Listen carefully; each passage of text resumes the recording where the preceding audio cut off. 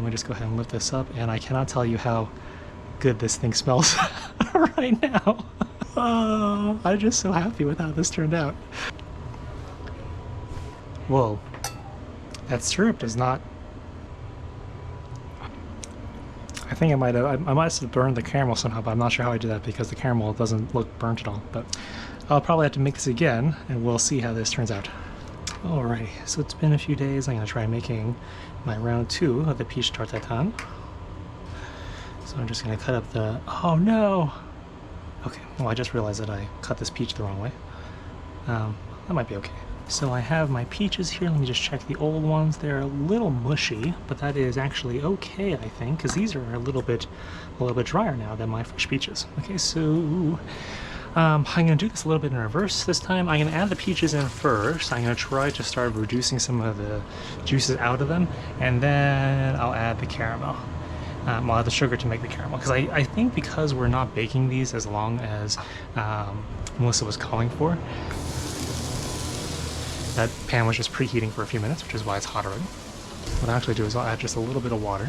The idea here that I don't want the sugars that are in the peach to caramelize. So because we're not cooking this nearly as long because we're using puff pastry compared to Melissa's recipe, I think it's fine to overcook these peaches here. I actually don't know if we can overcook them. So I'm going to give these peaches a head start just because these other peaches are a little bit old already. It's been a few days since I got around to making this thing. And then I'll go ahead and get everything set up so that we can try this thing again. Okay? So I'll check back with you in a few minutes here.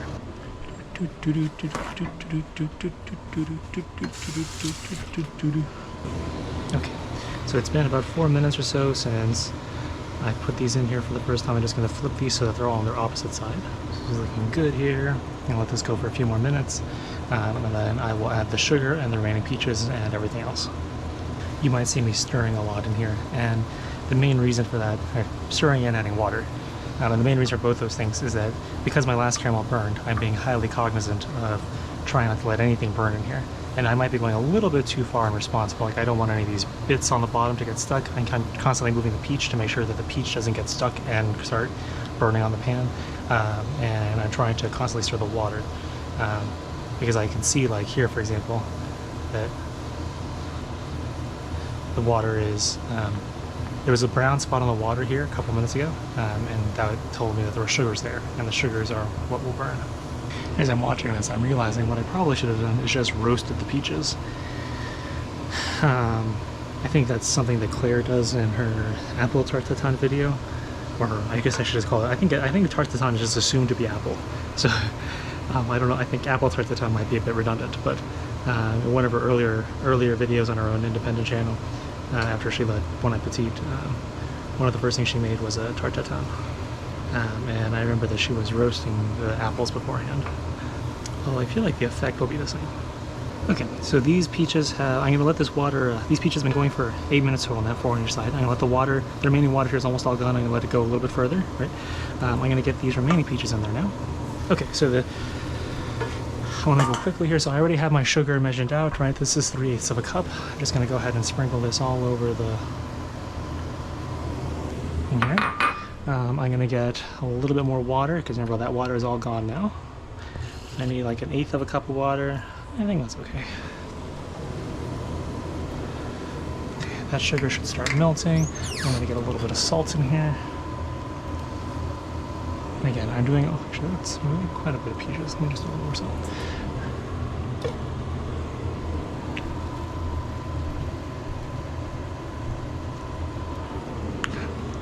So we have quite a bit of, and that was a bit of honey just now.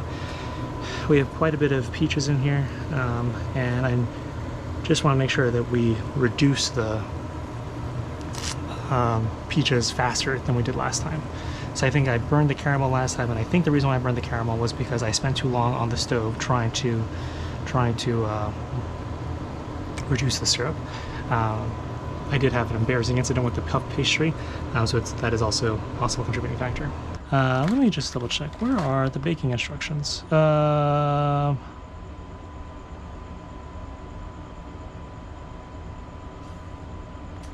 Okay. Well, apparently I was supposed to thaw this for at least a few hours. Okay, well, lesson learned there. So I'm going to pause this video and we'll check back in a little bit. Okay, so I'm going to the syrup took a long time to caramelize last time, so I'm just going to let this sit. It's on a low heat right now. It's already kind of boiling away. I'll check in on this periodically, but I'm expecting this to take about maybe 10 minutes or so. So this is going to take a while. In the meantime, I'm going to go ahead and get my puff pastry out. I don't know if I'm supposed to work with this right out of the fridge. I lost the box. I threw away the box already. And so, oh dear, this is not quite as much puff pastry as I was expecting. It might be okay. And I can tell that where this was in the air, it is dried out. Hopefully that'll be okay.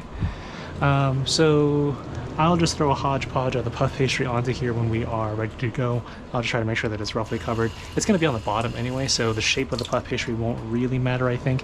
And I'll probably just trim off those dried out ends. This sugar that I have on top here, I'm not going to worry too much about that for now.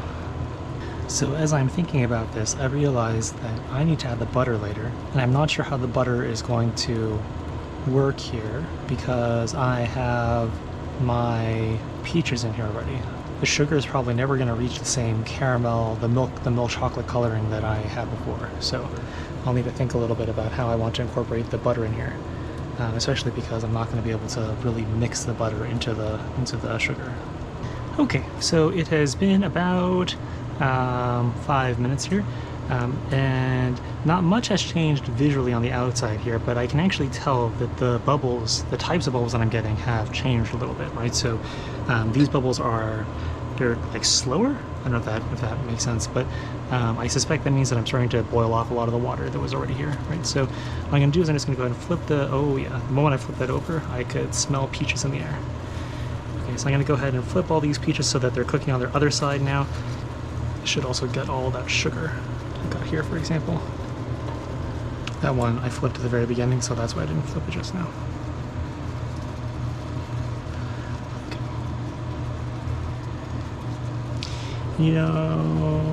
Okay, so these are good here. What I find interesting about this is that I'm starting another 5-minute timer, is that when I'm looking at this now, this actually looks candied, which was one of the symbols or signs that Melissa mentioned in her recipe, in her video earlier. She was like, somewhere in there's a line about how like the peaches should look candied after they've been coated in the caramel. And they have this candied look, and by candied look I mean that they kind of look like they have like a glass shell on the outside. And so I'm optimistic that we are on the right track here. I still have a lot of water in here, and I suspect we're going to release a little bit more water now that I flip the peaches, but I hope this is good. One trouble that I'm having with the visuals of this thing is that the bubbles are all white on the top, but I can tell that there's a darker layer underneath them. The problem is I can't tell what color that darker layer is.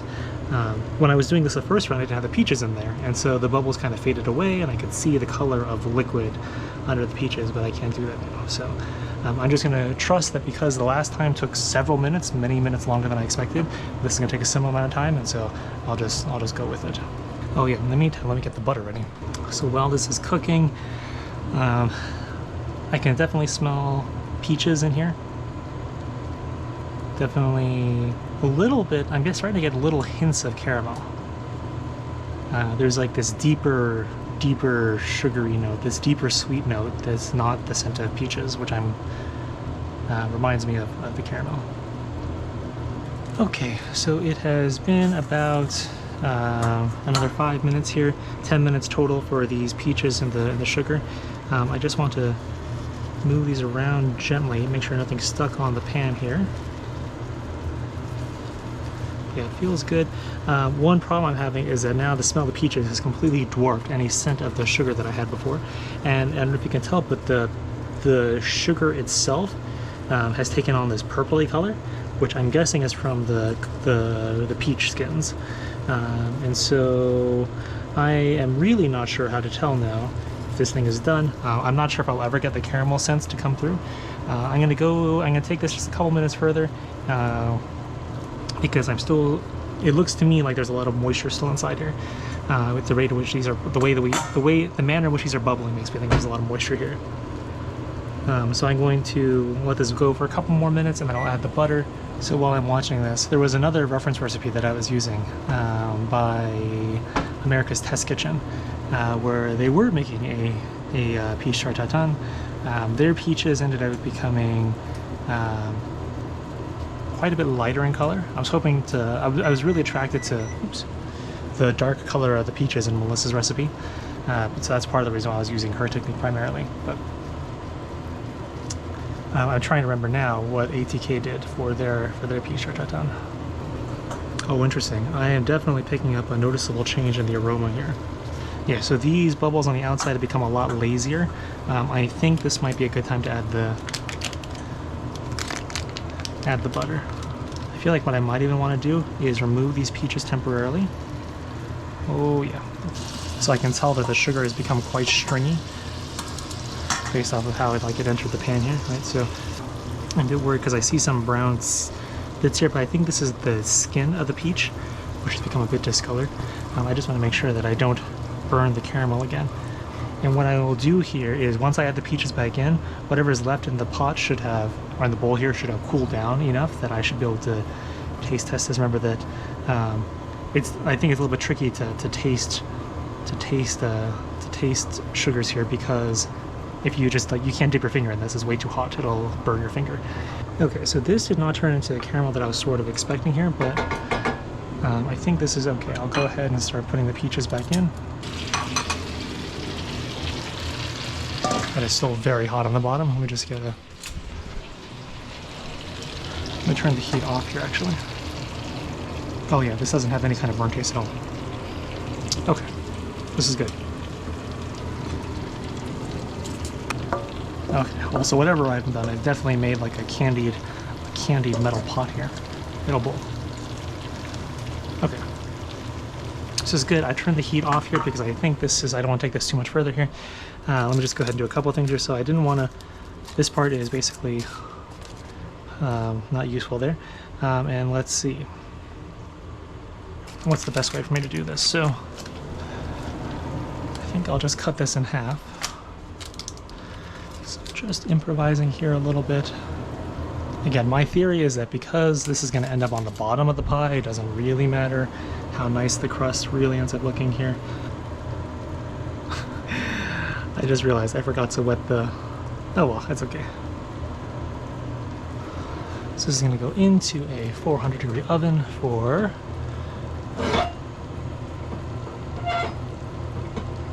Alrighty, well, the delicious smell of caramelized peaches is once again wafting through the air.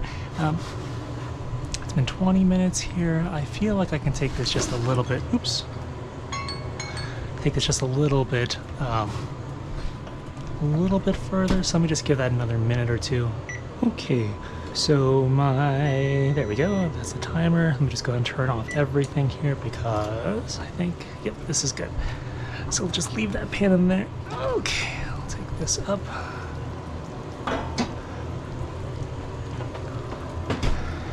And yeah, so because I didn't have any kind of cream on this, you can see that the sugar just kind of gathered up in clumps, but that is okay. So I'm going to let this cool for about 10 minutes here. Again, we need this to sort of set a little bit, so we can't do anything with it for a few minutes.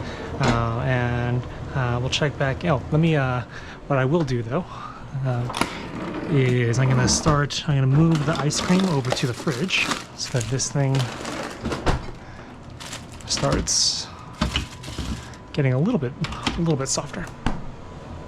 So I'll check back with you in about 10 minutes. Alrighty, so this thing has been cooling for like 10 minutes or so. I'm just trying to make sure that this is all freed along the outside. I know that the crust is free because it was all moving in one piece there. But so I got my plate here. I'm worried this is going to be a little bit stickier than it was last time, but we'll see. So I'll try to roughly center this. Again, I got my hand locked between the plate and the pan. Okay, I think I'm just gonna flip this. Oh, make sure it's centered. Yep, that's better. That's good. Okay, 1, 2, 3. Okay, now let's see. Ooh, nice. Okay. I'm just laughing to myself. My family keeps coming over. They're all way too excited about this peach dessert. Okay, just trying to get as much of this off as I can.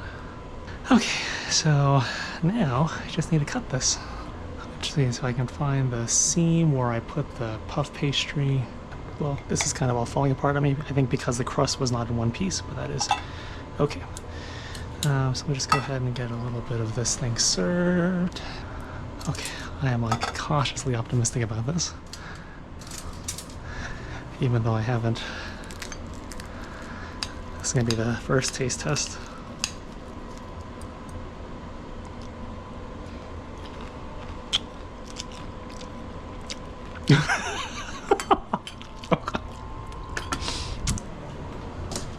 This is delightful.